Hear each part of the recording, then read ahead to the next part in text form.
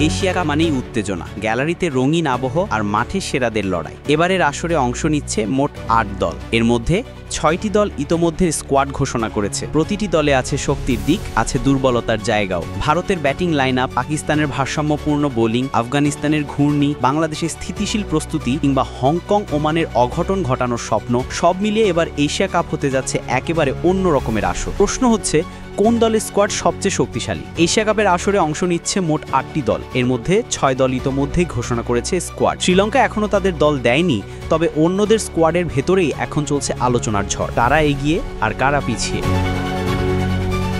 প্রথমেই আসি ভারতের কথায়। ৮ বারের এশিয়া কাপ জয়ী দল, বর্তমান বিশ্ব চ্যাম্পিয়ন এবং শেষ ফাইনালি শ্রীলঙ্কাকে ৫০ রানে হারানো দল তারা। এবারের স্কোয়াডে ভারতের সবচেয়ে বড় শক্তি তাদের ব্যাটিং। শুভমান গিল, সূর্যকুমার যাদব, অভিষেক শর্মার ব্যাটিং লাইন আপকে করেছে ভয়ঙ্কর। এর সঙ্গে হার্দিক পান্ডিয়া, শিবম দুবে ও অক্ষর প্যাটেলের মতো অলরাউন্ডাররা বাড়তি শক্তি যোগ করেছেন। তবে দুর্বলতার জায়গা হচ্ছে পেস বোলিং। বুমরা আছেন বটে, কিন্তু আর্শদীপ বা হর্ষিত রানা বড় মঞ্চে কতটা কার্যকর হবেন তা নিয়েই প্রশ্ন। পাকিস্তানও স্কোয়াড দিয়ে চমক দেখিয়েছে। অভিজ্ঞ বাবর আজম ও রিজওয়ানের সঙ্গে রাখা হয়েছে তরুণ ব্যাটার হাসান নওয়াজ, শাহজাদা ও ফারহানকে। তাদের ব্যাটিংয়ে যেমন নতুনত্ব আছে, তেমনি বোলিংয়েও ভারসাম্য রক্ষা করা হয়েছে। শাহিন আফ্রিদির নেতৃত্বে পেস আক্রমণ সবসময় ভীতিকর। তবে ট্রিকি পিচে কিংবা অপ্রত্যাশিত পরিস্থিতিতে পাকিস্তান পেসাররা কতটা টিকবে তা নিয়ে সংশয় রয়েছে। একই সঙ্গে মীর হামজা বা আমির জামালের মতো বিকল্প না থাকাটা কিছুটা ঘাটতি তৈরি করেছে। আফগানিস্তানের কথা উঠলেই প্রথমেই চোখে ভাসে স্পিন আক্রমণ। রশিদ খান, মুজিবুর রহমান আর মোহাম্মদ নবীরা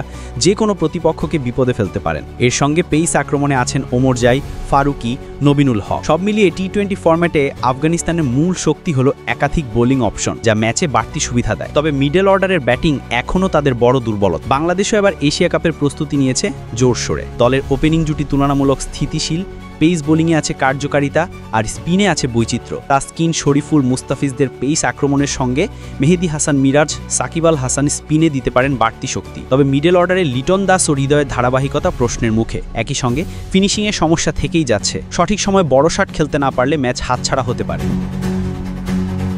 অন্যদিকে হংকং ও ওমানের জন্য এই আসর অনেকটা অভিজ্ঞতা সঞ্চয়ের মঞ্চ। হংকং ভরসা রাখবে অভিজ্ঞ বাব্বর হায়াত ও ইয়াসিন মর্তুজার ওপর। তরুণ যতীনদার বিনায়করাও আলো ছড়াতে পারেন। ওমানের ভরসা হতে পারে নতুন মুখ, যারা অঘটন ঘটাতে সক্ষম। সব দল মিলে দেখা যাচ্ছে শিরোপার লড়াইতে এগিয়ে ভারত, পাকিস্তান, আফগানিস্তান ও বাংলাদেশ। তবে ক্রিকেট যে অনিশ্চয়তার খেলা, তাই টুর্নামেন্টে কে চ্যাম্পিয়ন হবে সেটি নির্ভর করবে সেদিনের মাঠের পারফরমেন্সের উপরই।